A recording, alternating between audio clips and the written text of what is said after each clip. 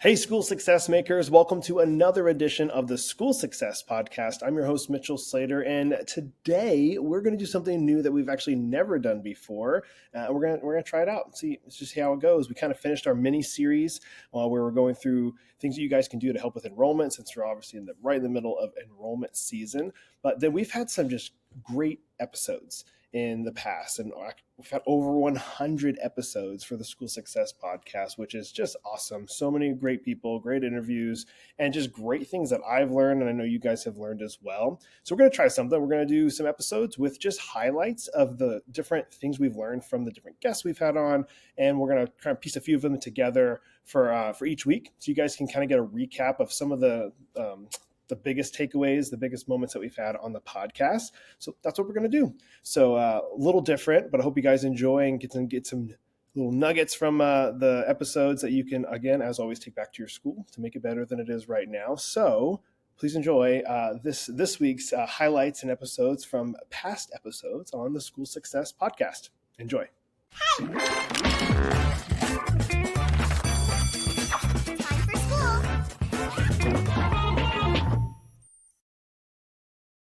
When I came to the U.S., I think the U.S. educational approach is completely different, because in Hong Kong it's top-down, kind of cramping, and I'm the teacher and I'm giving you the knowledge and you are supposed to receive it and memorize it. Now for me, I cannot memorize it. I have to understand it and then I own it. But if you make me memorize it, I suffer. There's no room for innovation. There's no room for my own thinking. So my job as a student was to memorize. I hated that. I still work hard, but I was not able to comprehend, particularly math. So when I came to the US, the teachers are different, the student could talk. And so my mind began to, exercise, and I realized, hey, I could comprehend things, even though, another struggle back then was English, like language barrier. But once I get through that, it was okay. And I was like, the before and the after, there's a huge difference. It's just because that I believe every child can learn if they are given the right environment. And if we could understand them, what they need, and place them in the right environment, they will blossom. Well, Waldorf education's actually been around for over 100 years. Rudolf Steiner started a school in Germany for the children of cigarette factory workers. So it's really meant to be a modern education that's accessible. So it's been around for 100 years, but we still kind of hold on to this idea that it should be accessible to as many people as possible and meet the modern child. So we definitely hold like a certain view of child development, but we're not doing what they were doing 100 years ago in that school. So we're thinking about, what do children need to know now? What's relevant? Waldorf education isn't trying to prepare people for college. It's just trying to help each individual person find out what their unique capacities are and develop them to their highest potential and just become whoever they are meant to be. Hey, school success makers, just a really quick break from the episode to highlight our amazing sponsors over at America's Christian Credit Union. They are celebrating 65 years of service this year, and they provide essential school banking services and a tuition financing program for schools looking to reduce their risk and administrative burden. And you guys can find out all about them on their website, americaschristiancu.com/schools. That's americaschristiancu.com/schools. They are amazing over there, and I always like to say, if you're a school that collects tuition and you have a hard time collecting all of tuition at the end of the year, maybe it comes around May, June, you're like, man, we only got collected 95 or 98% of what tuition was owed to our school. One of the things you can do is have your parents get a tuition financing loan through the credit union, and then they pay the credit union directly, and you get your funds up front at the beginning of the year as the school. So you don't have to chase people throughout the year, and you can focus on what you do best, and that is loving and educating your students. And it doesn't cost your school anything to do it. So check them out online, americaschristiancu.com/schools. All right, back to the show. I'm always excited to see God's people joining hands at difficult times, at crisis, and see the difference being made in people's life. I remember when we first hit with the pandemic, the school focus shifted because the school is in the middle of a school expansion plan. This is one of the biggest challenge with the school is facility because the church founded the school, and then the school is operating inside the church, but the church was never built for the purpose of education. So we just make do, and then we do not have enough space. Everything is multi-usage, all kind of difficulties. So the school is working on school expansion. We just got done with school expansion project Nehemiah phase 1, and then trying to get ready to launch phase 2, and that's when the pandemic hit. So then all the fundraising effort stopped focusing on school expansion, but focusing on helping the parents because they were not able to pay tuition anymore. One thing that I think is unique to Waldorf is that we talk a lot about rhythm. But what that means is there's very much a structure to the day. The teacher is teaching and has a plan where they're going to be going. So in some other types of education methods, the child's curiosity may be driving where they're going and what they're going to be learning next. But in a Waldorf school, the teacher has a plan and has a long-range view of what they're going to be getting into curriculum-wise. I think no one welcomes the pandemic, but if we could put this in God's perspective and see through, like see beyond the surface, I think out of ashes, God has brought some like fantastic things out of that. For one thing is the whole school community got expanded. We personally got expanded. I encourage our staff, this is your golden time. Once in a lifetime, you never were able to bring the word of God to the entire family into their bedroom, into their living room. Now you could, and they are more than willing to listen to you. So like in early childhood, we do not explicitly sit down and teach letters and numbers. We really feel like that's best suited for once you're in first grade. So we concentrate on learning how to be part of a class community, learning how to take care of yourself, struggling to put on your snow boots and your snow pants all by yourself and tying your shoes, and cultivating the imagination. So if you look into an early childhood classroom, you're going to see natural materials, nothing too overly bright or stimulating. It's very cozy and nurturing. And the toys will just have a simple gist of them. So a Waldorf doll will just have a really simple face. Everything is really made so that the child's imagination fills in the gaps, fills in the blanks, and it becomes whatever they want it to be.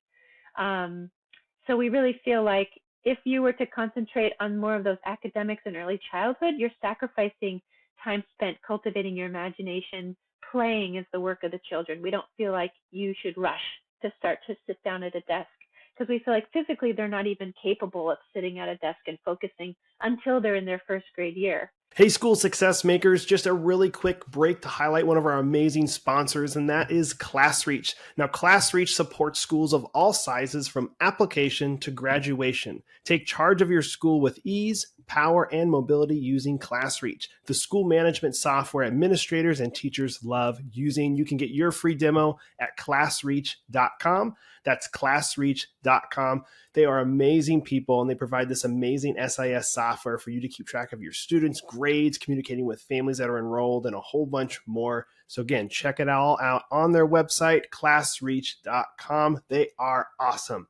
All right, now back to the show. Right now, we need to pay more attention on the social and emotional challenges within the school community, the aftermath of the pandemic. I think comparatively speaking to other schools, we are doing fine, but we have a very high standard. We don't just let little things go by. So we pump in a lot of manpower, attention to students' needs in those areas, because we were learning from March till June. And then next fall, the preschool were only online for 3 months, and then they were all on site. Although even the preschool program were running really well, the parents were very impressive. I think people was, what, you are keeping the preschool kid for so many hours and then they are still engaging. I said, yeah. And there were times that we will send them to get something, part of the learning, and they were so excited and go get it and then come back to in front of the screen. But I still, from an educational standpoint, I still do not think e-learning is a good fit for preschool, particularly not for elementary, not even for middle school. It is only when we have no choice that we will do it. So then we come up with a very, very, very extensive protocol so then we could keep everybody safe. One of the biggest challenges is just to be financially sustainable. We want to be accessible. So, in our tuition model, anybody who wants to have an accessible tuition review, they share their financial information. We create an individualized tuition plan to meet their needs. And we still have to be able to pay our teachers salaries that are their worth. And our property is beautiful and it's a big expense. So what we're trying to do is find a balance of how can we make this as accessible as possible and still be financially sustainable. So by adding those extra early childhood classes and meeting the demand that's out there, that's really helping for next year to set us up to be on a firmer ground financially. A lot of people ask me, how come you never get tired? You work long hour, you come 7:30 a.m. and then you don't go until 7:30. And then you went home, you eat, and then you continue to work. And the next morning, you are energized. Where is the energy coming from? My answer to them is, when we are plugged in, we will never run dry. When we are connected with the Creator God, we will never run dry. And what fueled me is when I don't think I will ever run out of energy if I walk into a place and be able to witness God's handiwork throughout the day, seeing Him, how He changed people's life. It's hard to find qualified teachers. So luckily this year, we're pretty much done with the hiring we needed to do. And thank goodness we found some amazing people. But there's not that many people out in the world who are certified Waldorf teachers. So each year when we move into the hiring season, it's a bit of a cross your fingers and have faith that everything's going to work out the way it should. And it does actually, but it can be a little stressful as you're waiting for those new people to come towards you and trying to reach out to everybody who might know somebody who's looking for a job, especially with our subjects too. Like we have things like foreign language, handwork, which is like fiber arts. These are very specialized teaching abilities that are not always easy to find.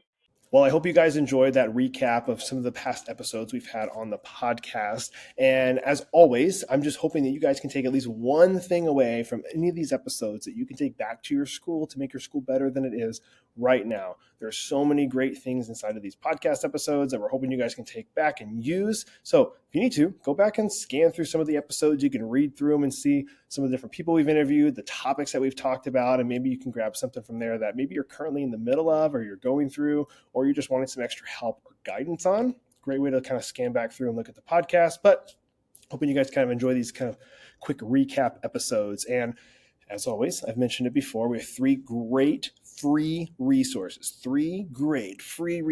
for you guys to check out. The first one, of course, is what you're listening to right now. It is the podcast. It's free, weekly episodes coming out that we want you guys to make sure you're chiming into and listening to and soaking in.